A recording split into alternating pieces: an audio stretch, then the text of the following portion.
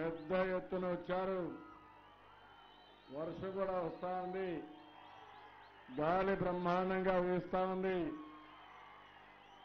ఒక పక్కన చల్లని గాలి కూడా తీసుకొచ్చా.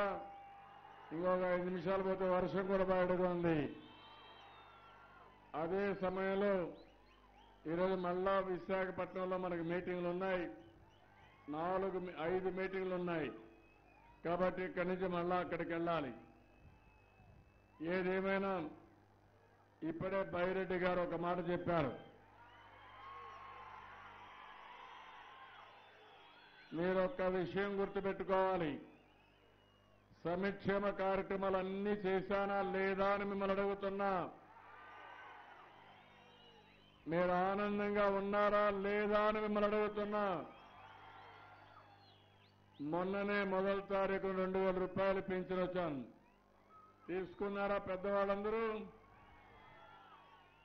నిన్ననే అన్నదాత సుఖీభవలో అంతకు మునుపు 1000 రూపాయలు వేశారు. ఇప్పుడు 3,000 రూపాయలు వేశారు. రైతులకు అందరికీ అందింది ఎవరా కాదా?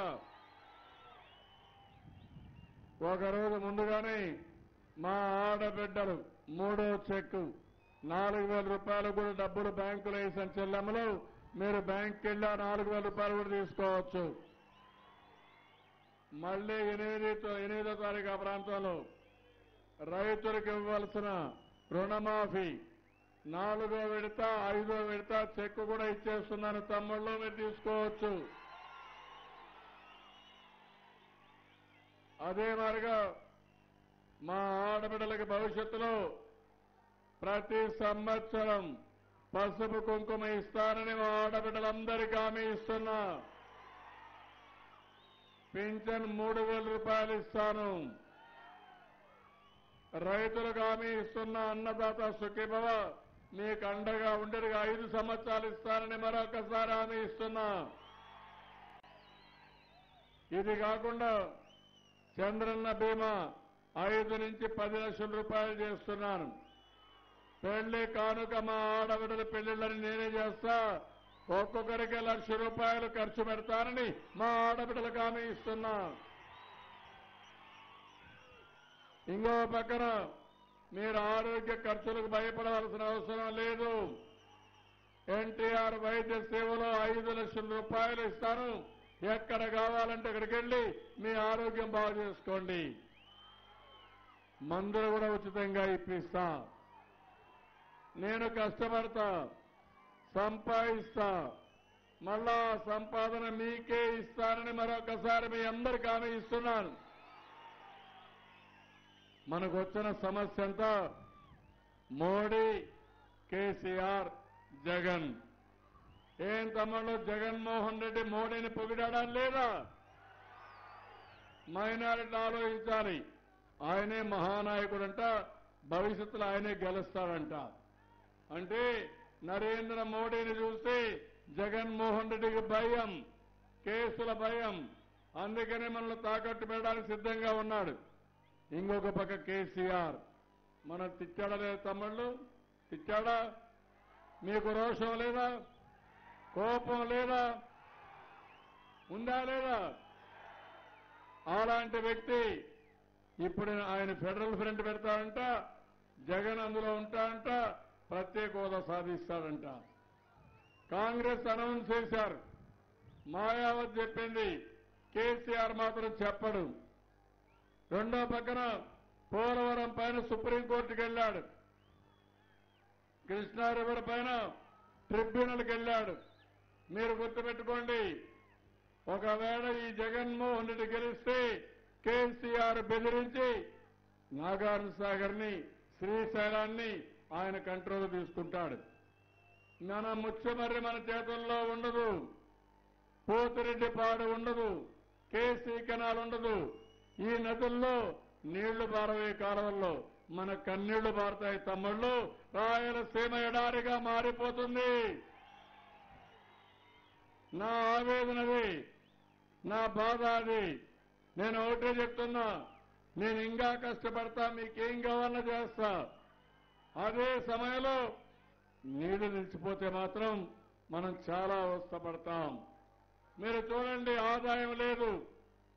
విభజన జరిగింది. ప్రత్యేక హోదా నరేంద్ర మోడీ ఇవ్వడు. విభజన హామీలు నెరవేర్చడు. అడిగితే ఎదురుదాడి.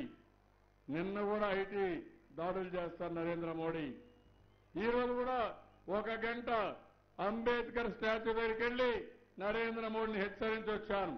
నరేంద్ర మోడీ జాగ్రత్తగా ఉండు, కబద్దారు నీ ఆటలు సాగవు, ఇదే దాడులు చేస్తే నీ అంతు చూస్తానని చెప్పాను. మన మీద దాడులు, అవినీతి పనులకు రక్షణ. కేసీఆర్ 1 లక్ష కోట్ల రూపాయలు మనకి ఇవ్వాలి, మన వాటా మనకు రావాలి. ఆయన దయాదార్శాలు కాదు. హైదరాబాద్ ఎవరు డెవలప్ చేశారు తమ్ముడు? నేనే డెవలప్ చేశావునా కాదా? మనమే డెవలప్ చేస్తే, బంగారు గుడ్డు పెట్టే బాతిస్తే ఇప్పుడు మనల్ని ఎక్కిరిస్తాడు, మనల్ని అవమానపరుస్తాడు. పర్వాలేదు, ఒక్క హైదరాబాద్ పోయింది కానీ 20 హైదరాబాద్ తయారు చేసే బాధ్యత నాది. ఆ శక్తి నాకుందని మరొకసారి హామీ ఇస్తున్నా. ఎవరి కోసం నేను కష్టపడుతున్నానని మిమ్మల్ని అడుగుతున్నా. మీకోసరం కాదా? భావితరాల భవిష్యత్తు కోసరం కాదా? యువతకు హామీ ఇస్తున్నా. ఇప్పుడు 2,000 రూపాయలు నిరుద్యోగ భృతి ఇస్తున్నాం.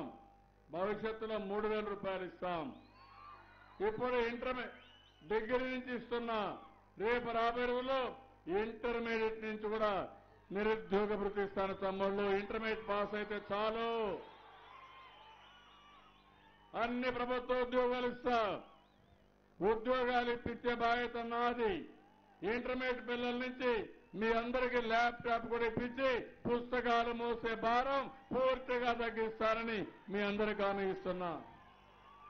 ఇవన్నీ చేస్తున్నాయి. ఇక్కడికి వచ్చినప్పుడు శనగలకు మద్దతు ధర 5,600 రూపాయలు అడిగారు. తప్పకుండా చేస్తానని మీ అందరికీ హామీ ఇస్తున్నాను. అదే మరి కేజీ రోడ్డు నిర్వాసితులకు నష్టపరిహారం ఇవ్వమన్నారు. జీవో 98 సడలించి 2005 కట్-ఆఫ్ చేయమన్నారు. బుడుగ జంగాల్ని ఎస్సీ రిజర్వేషన్లో పెట్టమని కోరారు. కమిషన్ వేసా, తొందరలో అయిపోతుంది. అదే మరి మధ్యగుండం పారమంచాల చెరువులకి అందరి నివా నీళ్లు కావాలన్నారు. లిఫ్ట్ పెట్టమన్నారు. తప్పకుండా చేస్తానని చెప్పి నేను మీ అందరికీ హామీ ఇస్తున్నా. ఉద్యోగాల్లో స్థానికులకు ఉద్యోగాలు ఇవ్వమని అడిగారు. 75% తక్కువ కాకుండా స్థానికులకే ఉద్యోగాలు ఇప్పించే బాధ్యత నాదని మరొకసారి మీ అందరికీ హామీ ఇస్తున్నా. తమిళ్లు మాదాసి, కురువ, అదే మరిగా సంక్షేమ సంఘం ఒక రిప్రజెంటేషన్ ఇచ్చారు. వీళ్ళకు కూడా సర్టిఫికెట్లు ఇవ్వాలని, తప్పకుండా ఇది కూడా నేను అన్ని విధాలా హెల్ప్ చేస్తానని చెప్పి కూడా వాళ్ళకి న్యాయం చేస్తాం. తెలంగాణలో ఇస్తున్నారు, ఇక్కడ కూడా ఇవ్వడానికి అన్ని విధాలా సహకరిస్తాను. ఇక్కడికి వచ్చినప్పుడు పాలిటెక్నిక్ కాలేజీ కావాలని అడిగారు. మైనారిటీస్ కోసం అది కూడా శాంక్షన్ చేస్తున్నానని చెప్పి మీ అందరికీ తెలియజేసుకుంటూ, కబర్స్థాన్ కావాలన్నారు, అది కూడా ఇప్పిస్తానని చెప్పి మీ అందరికీ హామీ ఇస్తూ మళ్లీ ఒకసారి హామీ ఇస్తున్నాం. మిమ్మల్ని చూస్తే ఇక్కడే ఉండాలనిపిస్తా ఉంది, కానీ విశాఖపట్నం గుర్తొస్తా ఉంది. నేను చెప్పింది మీకు అర్థమైందా? జగన్మోహన్ రెడ్డి వస్తే మాత్రం మన కాలవల్లో నీళ్లు బారవు, కన్నీళ్లు బారుతాయి.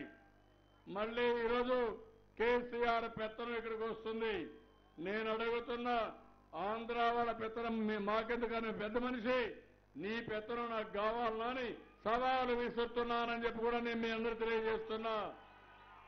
మన విరోధులు కేసీఆర్, నరేంద్ర మోడీ.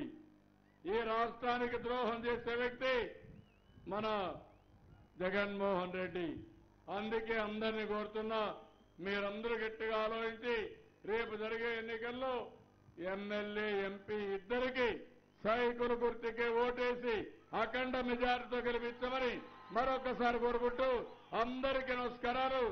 తమ్ముళ్ళు, మీ ఓటు ఎవరికంటే సైకిల్ గారు గట్టి చెప్పాలి. అమ్మలారా మీ ఓటు, తమ్ముళ్ళు మీ ఓటు, మనందరి ఓట్లు అందరికీ ధన్యవాదాలు, నమస్కారాలు. ఇప్పుడు మన ఎమ్మెల్యే అభ్యర్థి మీకు బాగా జ్ఞాపకం ఉంది, ఇప్పటికే పరిచయమైనాడు. మంచి అభ్యర్థి బండి జయరాజు గారు. నేను అన్ని చూశాను. చూసిన తర్వాత సబబైన అభ్యర్థి అని పెట్టాం. శివానంద రెడ్డి గారు ఎంపీగా, ఆయన కూడా ఒక ఐపీఎస్ చేసి పోలీస్ ఆఫీసర్గా పనిచేసి వచ్చాడు. ఈ ప్రాంతంలో సమర్థవంతమైన నాయకత్వాన్ని ఇస్తాడు. నంద్యాల వాణి ఢిల్లీ పార్లమెంట్లో వినిపిస్తారని మరొకసారి మీ అందరికీ హామీ ఇస్తున్నా. బైరెడ్డి కూడా చేరారు, అందరూ వచ్చారు. ఒక బలం, వన్ సైడ్ ఎలక్షన్ జరగాలి. ఆ తర్వాత అభివృద్ధి కూడా వన్ సైడ్ డెవలప్మెంట్ చేసే బాధ్యత నాదని మరొకసారి తెలియజేస్తాను.